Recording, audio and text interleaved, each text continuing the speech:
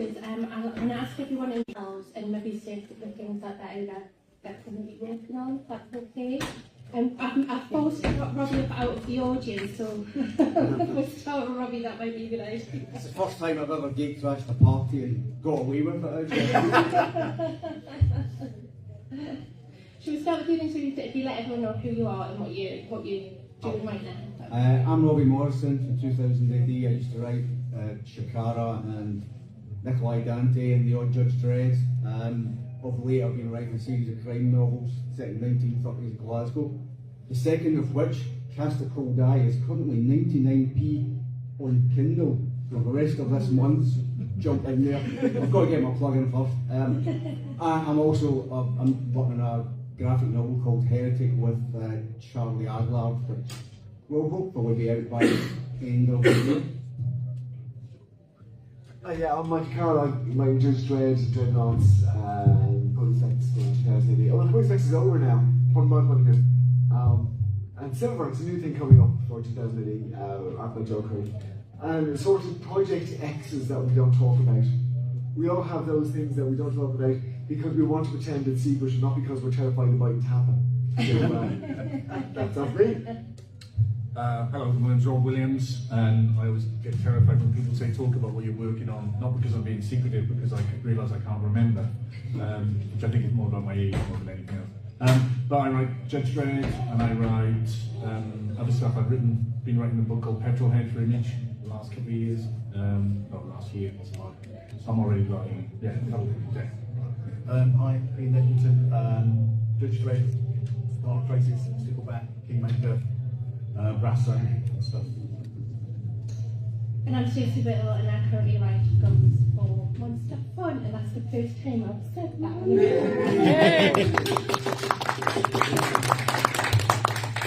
So my first question is, when I tell people that I've been writing comics, they ask me if I put the words in the balloons. So I was wondering how you describe what you do when people don't read comics and you have to explain. Yeah, but first of all, people write them. The artist writes and draws everything.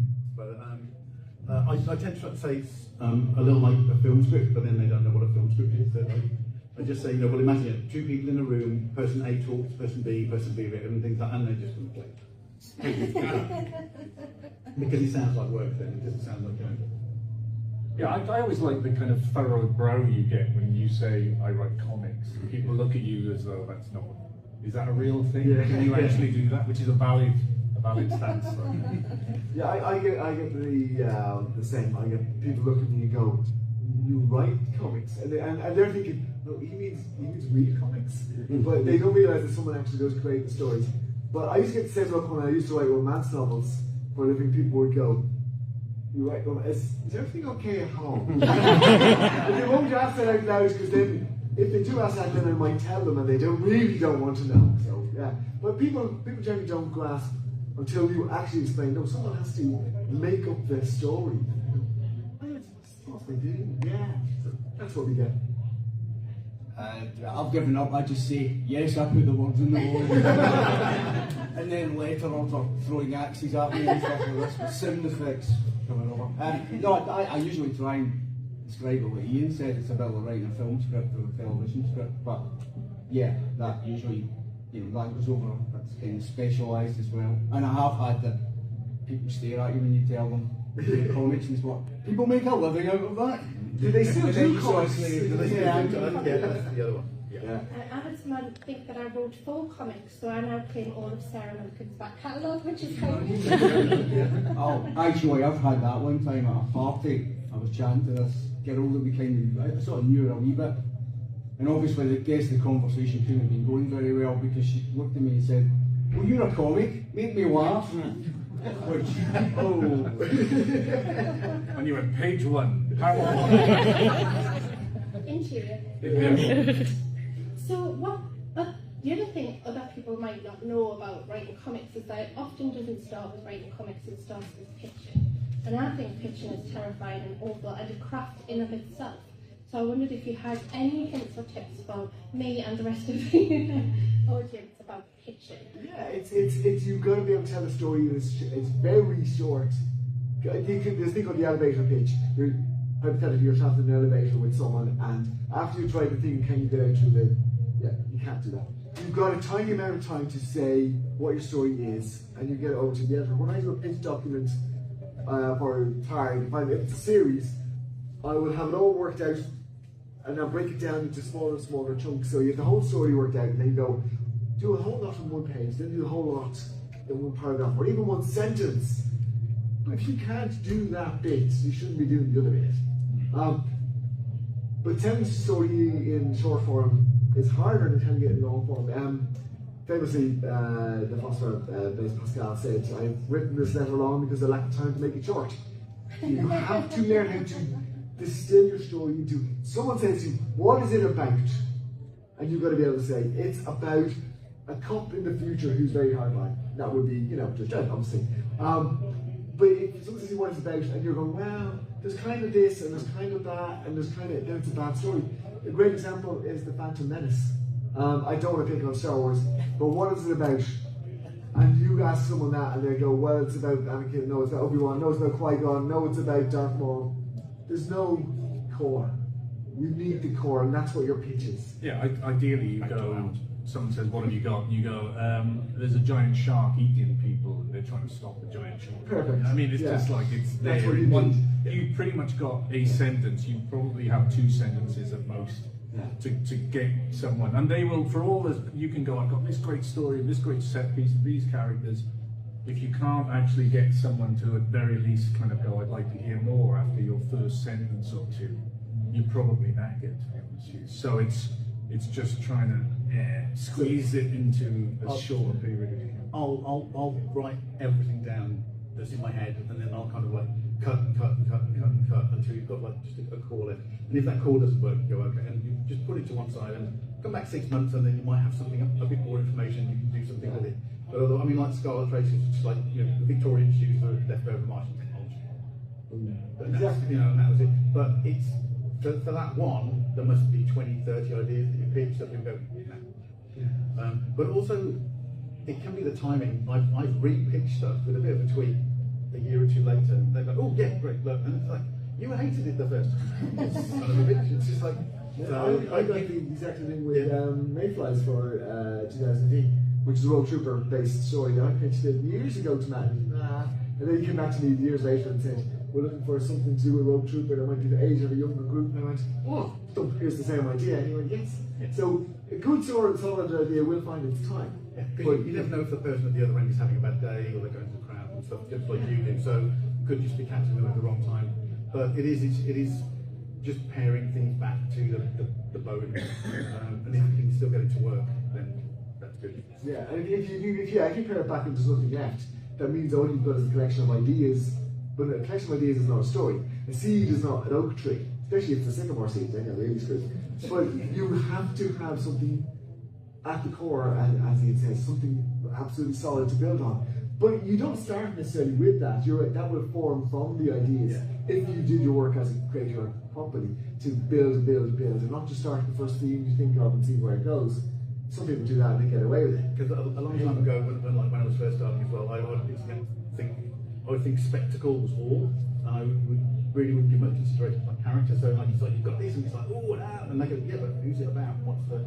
And it's only, as you learn your chops over time, you actually realise it's somebody reacting to that world where we've got the marketing technology, or it's how that impacts on them. So that's how come in the stories. All right, it's all about how to flex on empire and how it's affected on people personally, and so that's where the story lies. Then it's not just this big picture. The big picture is the background, and it's the focus of the characters in the foreground.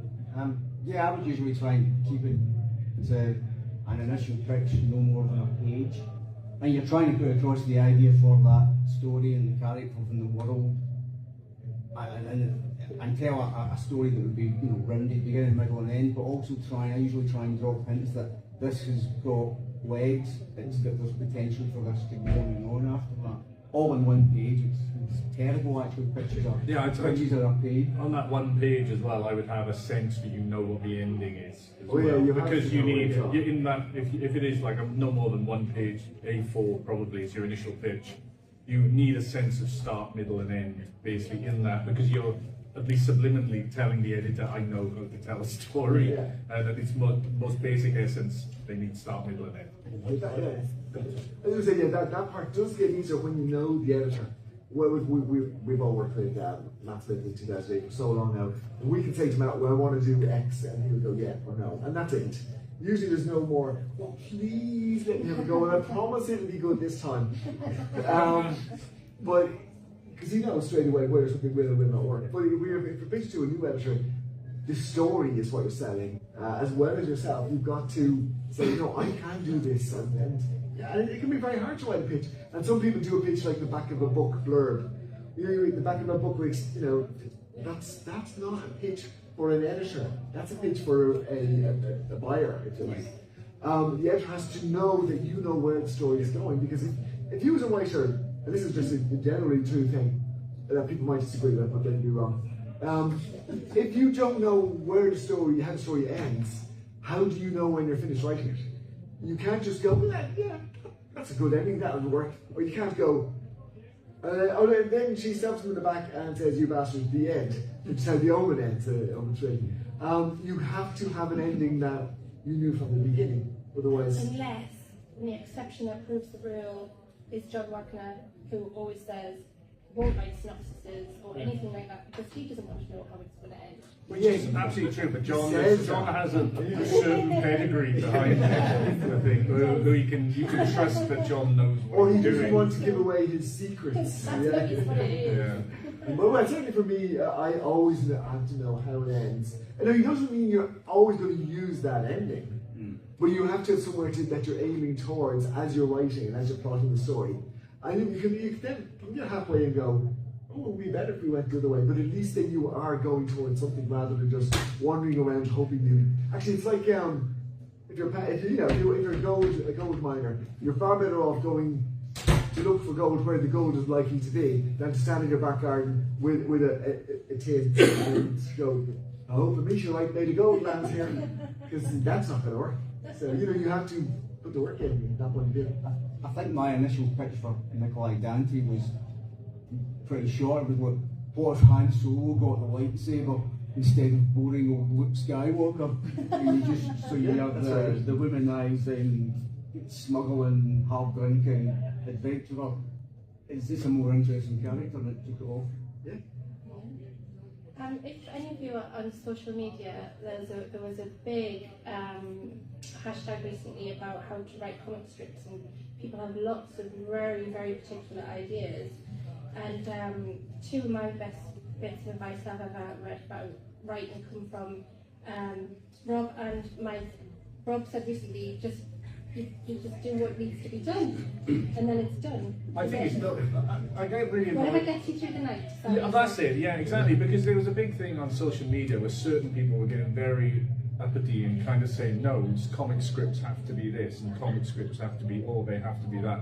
And they seem to be being prescribed by people who hadn't written a lot of comics as well, which is always annoying. But it's just like, there are no hard and fast rules, basically. It's just, whatever is comfortable for you and the artist, and it is, like, because Alan Moore famously writes very verbose, sort of like poetic, sort of long, sort of panel descriptions. John Wagner writes dread grim, two words, be haikus. And you're talking about two of the best comic writers we've ever had, and they've got utterly different styles. So anyone who tells you comic scripts have to be, like, talking bullshit. Yeah. The other, you know this as well, my other favourite piece of advice is your advice, which is a writer's job is to tell the story to the artist. It's the artist's job to tell the story to everybody else. Yeah. And I wondered if you could just talk about that for you know me, since I could talk about anything for hours. That doesn't mean it's going to be any good. Yeah, no, that is something I realised from working with PJ Holden many years ago. Is that if my script is me being clever and showing off, he's the only one who's going to see that. That doesn't work. I've got to give him the tools, as it were, to create the story. And I also have to trust him. And this is true of every artist I've worked with. They know more about the art than I do. So I would say, no, I want this to happen in the story. The way in which it's told, I mean, I would say, well, I want this to be close up, this should be, you know, an over the shoulder shot, whatever. And they go, absolutely, and they just do whatever they want because they have an instinctive feel of which way it should go. If there's a fundamental mistake in the storytelling from my point of view, they can fix it. So they have a lot more free room, and rightly so, than I do. But yeah, you have to trust the artists. Now, sometimes they would get it wrong. I had one comic many years ago where there's a terrifying demon that you don't see until the last panel, and for some reason the artist drew the terrifying demon like a giant chicken man, and all of a sudden this horror story turned into this weird kind of silly cartoon thing and ruined the whole atmosphere. And so we buried him under the apple tree. And it was like, but no, but. So okay, that was the case where they didn't do what I told them to do. But for the most part, you have to trust the artists. And the way it works is that people look at a comic, the first thing they notice is the colour, subliminally, if there's colour, and then they notice the art, and then they notice the lettering leads them into the story. So our job as a writer is to lay the foundation, but if it wasn't for the rest of the people, they wouldn't have anything to look at. So they do a good job. I did an issue of Suicide Squad once, and the script said there were 10-foot-tall super soldiers had entered the prison, and when the pages came back, fully drawn and inked, he'd drawn 100-foot-tall super soldiers. And then there were sequences with them running down corridors after our heroes, and it's like it's in a prison with low ceilings. How does this work? So sometimes what you say in the script and what comes back can be slightly erratic, shall we say. I did a what if hold for Marvel, because it's in Marvel style, you do the plot and then the script of the pages later. So the guy got the pages, and basically because they could sell splash pages, every other page was a splash page, and so it's like, I can't write my story around what they've drawn because this is meant to be a 5-panel page, and it's just like a little inset, and then a big thing with the whole going, and it's like, no, the dialogue, and it was just horrible. That one, it was just, I had the same, a similar thing with where I was writing Jennifer Blood for Dynamite, and the artist, well, brilliant artist, but obviously just looked at the panel descriptions and drew the panels appropriately. It didn't take into account how much space for the dialogue. So there's a couple of cases where he drew nice big panels where there's only 2 words of dialogue, but the preceding panels on the page which are squashed at the top have got all the actual, 50, 60 word captions and so on. And now I have to rewrite my script to make it work your way. But most of the time you trust the artist. Yeah. That's why I think them companies I've worked with people I know, because a lot of like Disraeli, because we kind of was an old married couple. So we know each other, kind of mindset, and that's kind of how it works. But so working with somebody new, it's also. Yeah, we just did recently Judge Dredd: A Better World, which is a prime example of this, and we worked with Henry Flint a bunch of times. And Henry is like a savant with comics storytelling. And Henry just basically sent an email, said, I might try something different this time. So we was initially sending through 5-panel page scripts. And what came back was Henry had basically was turning them into like 14-panel pages effectively. And every visual dialogue beat, he was giving an individual panel to, and he was breaking our scripts down. And then after we got about 4 or 5 issues into it, and we knew what he was doing, we started writing to that style. And in fact, the ending of Maitland's death, which, spoilers, was basically a direct result of Henry breaking, because I went, okay, so I know what we do. We have a pressure build of like a spread with 24 panels of beep, beep, beep, beep, beep, beep, beep, beep, and then you turn the page and rather be the double page splash. So that's a prime example of you working with an artist who you have absolute trust with. Because normally if an artist, if you haven't worked with them before, they say, I might try something different. Your scrotum is shriveled, basically. You go, okay, where's this going? But like with someone with Henry Skill, I've worked with a bunch before, you go, yeah, you go for it. It's all going to be great. Yeah, well, I think we'll go with Henry, I think, for that type. I worked at Chicago with him, and I asked him what sort of stuff do you like to draw, and he basically said, I like to draw something different every page. And I just took it as a challenge and went, okay, I'll give you something different every page. It's always a collaboration. And I tend to view the script as you have to tell the story as best you can, but obviously nobody else sees the script beyond a few people. But I always try to tell you, you still have to put a little bit of flair into your writing when you're doing that spark of the artist's imagination, so they bring something themselves to it, rather than, as does happening, what I would say is somebody phones in a job, or came back and work with script or artwork, but it's, you're trying to get spark their imagination so they add themselves into what you've already written. So what actually hits the page is a genuine collaboration between an artist and a writer, rather than it's a script and an art. There could be a bit of us trying to make ourselves the most important part of the motor here, but we do have to trust the artists, but at the same time you have to rein them in, because John Higgins, who shall remain nameless, many years ago I did a short story with him, and it's at some point I got the art back, and I'm going, because I always get the art back sometimes, you don't always get it back, and before it goes to printing, I read the script and I'm going. So I said, oh, what did you draw? He said, yeah, I didn't like your ending, so I drew my own ending.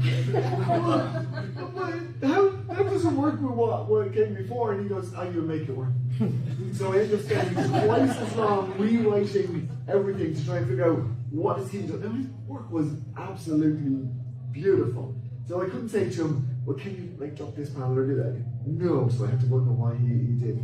And is it a better story because of that? No. But the story was better before he did his bit. But he was happier, and that's more important. So, but sometimes you have to go, yeah, this wasn't what I was expecting. And now and again, if you're doing a serialized story, the artist will do something and makes you go, well, I hadn't wanted the story to go there, but. And one example of that it hasn't come up yet is the second episode of the new Dreadnoughts coming out next month. There's a panel at the very end where just the look on a character's face made me go, I know where we could go in the future with that, and it's completely changed book 4 or 5 down the road that I was thinking of. So, you build on that. The only thing that they don't like are horses. They really don't like drawing horses. My Johnny loves horses. Oh, look. Yes, there's always going to be an exception. I mean, things in east and front, and it's in the west, and up here, turns into and screams all the way down. And talking of artists doing something you weren't quite expecting, years ago I did a Nikolai Dante story called Russia's Greatest Sex Machine, or Love Machine, sorry, which was in the infamous sex issue of 2000 AD that somebody thought was a good marketing idea. And I'd written the story was essentially Nikolai Dante getting off with a bearded woman, which is a long story as to how we get to that stage in the first place. And it went to Chris Weston, and I'd written the script, so it was all meant to be carry on stuff with, objects covering all the nudity. And essentially, Chris just drew it as if it was a 1970s porn. And David Bishop, the editor at the time, sent me the artwork and said, "Can you do anything with it?" And I looked at it and so I just come back and said, no. That's why they ended up putting that particular issue in a bag. But it was, I looked at it and thought, did I write this? Actually, I didn't write it like this, but he just went. So at that point, that just had to go out like that. I'd like to know what do you wish you had known when you started? The pay was shit. Yeah, I when I mentioned the money. Yes. We don't have to pay Clark as much as we used to, which is nice. Yeah. We don't make money from writing comics. The worst thing is you can't come to a convention and send your sketches if you're not an artist. You can't say if someone comes up, walk, you write us a paragraph and stuff. You as a haiku. Well, I mean, they can ask. They're not going to get. So, yeah, that's annoying. No, the queues for the artists are always miles and miles and miles long. And the queues sneak past the waitress tables and they stand there trying not to look in the eye because they might buy a comic or something. Yeah. I'm just inside the door, by the way. Didn't notice me. From a practical point of view, I would say if you're starting out, keep an eye on royalties, because I think everyone starts out, which is a business side of it, not the craft side, but everyone starts out, you're just kind of happy to be doing the job. But as you go on, if you want to make this work as a living, you need to have little bits of money coming in from different projects you've done over time. And I would say you should have an eye on that type of stuff in the long term, you know, because that's why it's good to do a couple of create-your-own books here and there in your career. Because if all you're doing is writing 2000 AD or Marvel or DC, that's great when you're working for them, but if you're not working for them, the money isn't coming in from there. So basically, if you do a few create-your-own things as well, and it might not make huge money, but every now and again you get a nice check through and it's very handy. So it's just a cumulative thing of making writing work for a living for you. You need to have little bits of money coming in from different pots. I mean, it's very different from when I started, because it was still kind of that frontier, Wild West, you know, raucous drinking 3 o'clock in the bar kind of thing. And now it's very much, you have to be engaged across different social platforms. I mean, I'm a Luddite, so but social media platforms and this and that, you know, it's you have to I think it's a completely different mindset, and a very much more business oriented mindset and things like that. Where I mean, that is my next question, is that you can't just be a writer these days, can you? You've got to be well, not everyone, but a lot of people, if you're putting your own stuff out, is a marketing specialist, and you have to be promoting your, I mean, I've seen a lot of it with you, Carroll. Well, because it was create our own, so we felt like we had to, and we put a lot of effort into that, and we paid to have an animated trailer made, and things I've never done before. We really sort of, you know, to try and give it the best chance you can do. But you know, I think when you do a create your own book like that, you are effectively starting up your own small business, it's you put a lot of work into, which is outside of just making the comic. But at the bottom line is the comic's got to be good, and people are going to like the comic. But it's hard work. Yeah, the problem is, and that all takes time, and it's all time that you would rather be writing. That's what I've kind of found with a lot of, you know, all these things eat up time, and you end up, it's like, I really don't want to be doing this, but you feel you have to. And I don't actually know if you, I do wonder how much all being on Twitter and all that. I don't think it helps sales at all. No, I'm not particularly sure, especially not since. Yeah, since Elon just destroyed it. Yeah, it's just, there is a danger that you can lose track of the writing, and actually it begins to become less fun. So every now and again, you have to remind yourself, actually, this is fun. This is something we do, because you're too busy thinking, like, oh, I should tweet, like, you know, I should tweet that my second novel is 99p on Kindle at the moment as a promotion. But there's always this wee thing in the back of your head, and you think, no, because it is different from being creative. So working on with the social media, you have to be. I would try to think of social media as a write-only medium. As a creator, I will put stuff out there and try not to look at what everybody else is doing, because I get jealous. If I go on Twitter to post something and then I see a tweet from Robbie Morrison, I'll be, that's not fair, because it's really good and I want people to buy my stuff instead. Well, as well, sorry, but mainly instead. But it's just a scorched earth policy. Your competitors. Well, exactly. I mean, it's not necessarily true that every other writer has nits, but they might do.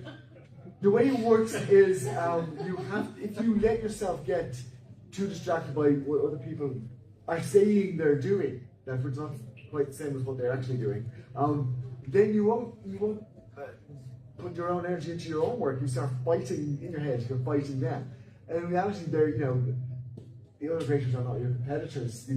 You've just got to work and get your material out there. And if you don't create the stuff to begin with, you can't sell it. It's very easy to get too distracted in to think, what is this character going to be called? You know what I need? A logo. I will learn how to use this software. I don't have that software. I'll go to a pirate site. Oh, I haven't seen that movie.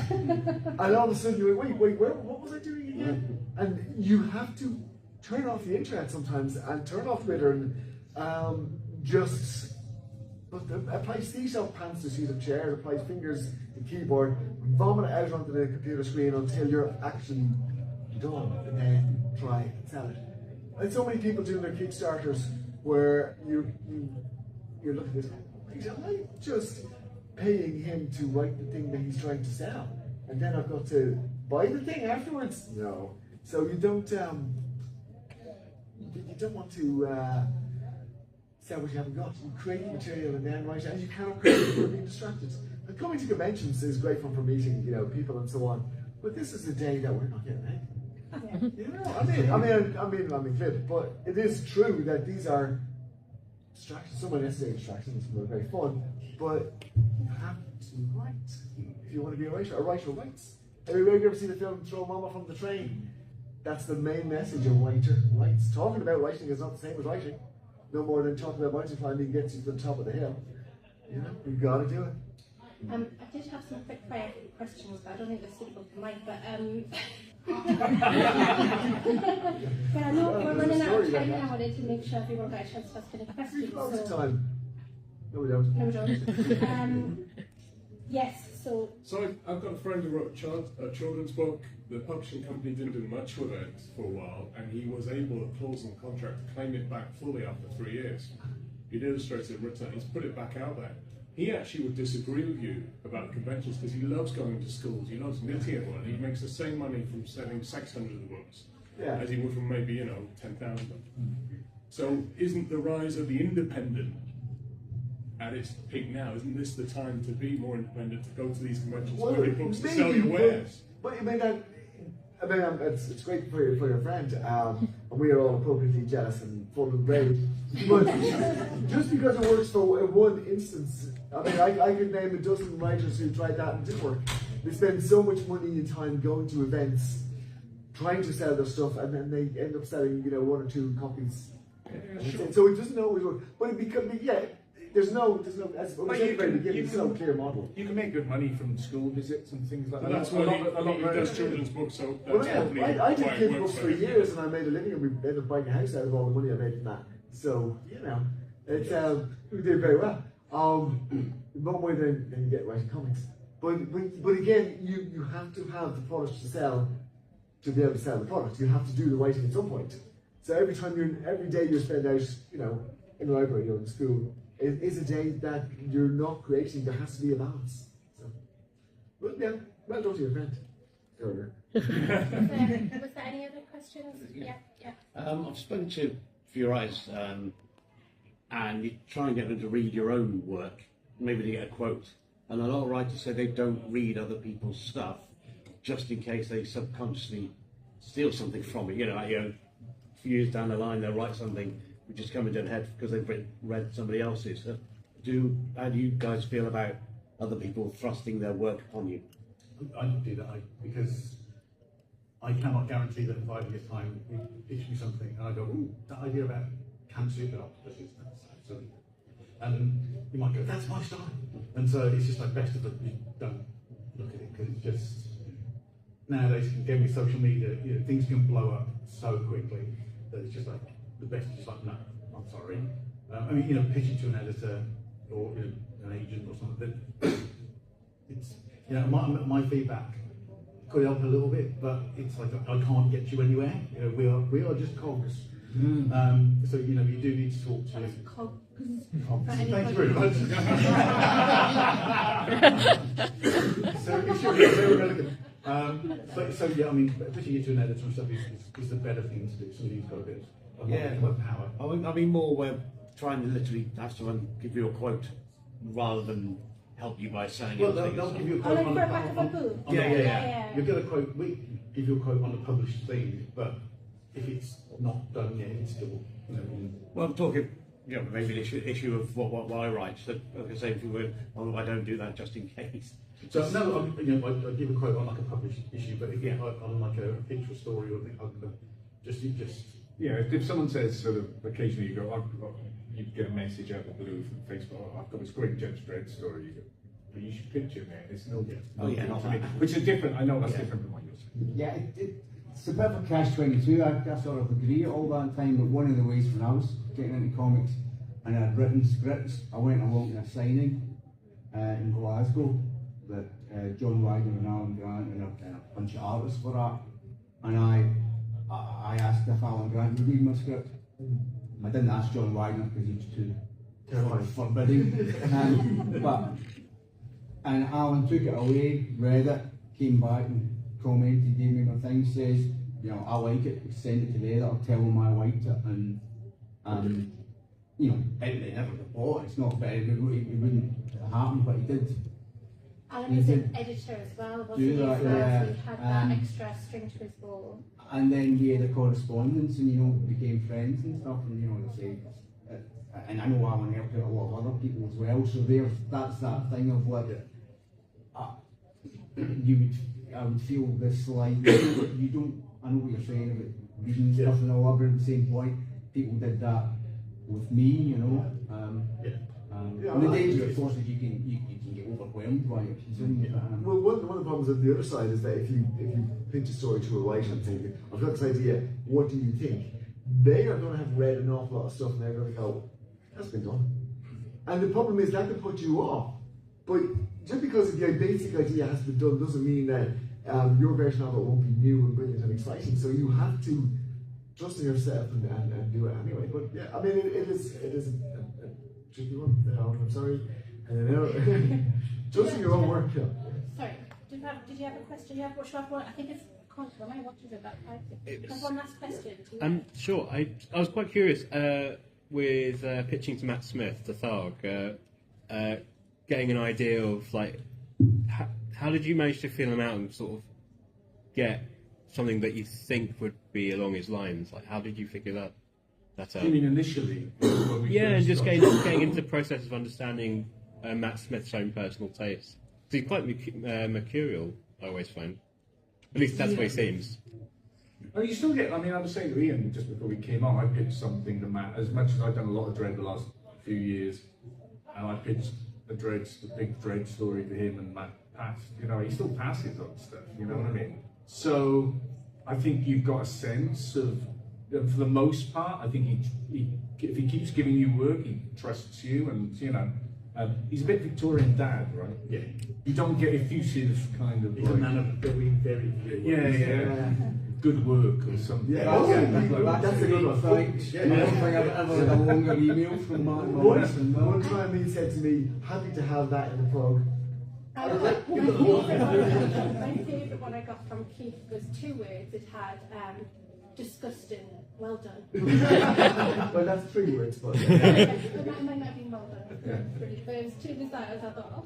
It's like, yeah, I mean, basically, it's like pitching anything, really, in as much as you think you've got a good story that you're interested in, you pitch it, but you don't know for certain. So, but you get I mean, weirdly, because we're all old now, we've been working with Matt, probably all of us, for about 20 years, because I think he's been editor for about 20 years. Yes, you never feel totally comfortable with it. That's the way it should be. If you start feeling comfortable, then you won't do your best work. We're trying to impress this guy who's younger than us, or very younger than me, trying to impress him and trying to make him think, oh, that's good. That's the way it should be. The sad thing about 2008 as well is the slush pile there. It's closed, isn't it? And it has been for quite some time. So an option that a lot of writers did use and managed to get started isn't there anymore, which is quite sad, really. That was a really bum note to end this on. But the thing is, don't stop writing. You've got to. Robbie's book is not empty. Oh yeah, which is excellent. I haven't read it, because otherwise that's it, but it's still excellent. Have you got copies of Petrol Head? We got the Petrol Head trade paperback is out June the 5th, but we got copies through this week, so we have. You can beat the shops if you come to see. Thank you very much. I'm God waiting bless for you. my pre-order though. Mike, what have you got with you? Should you last plug and then we'll. Bunch of old progs. I'm selling for next to nothing on my table. Lovely. Yeah. Now we go. So please come and visit everybody, and thank you very much for being in the room. And please say thank you very much.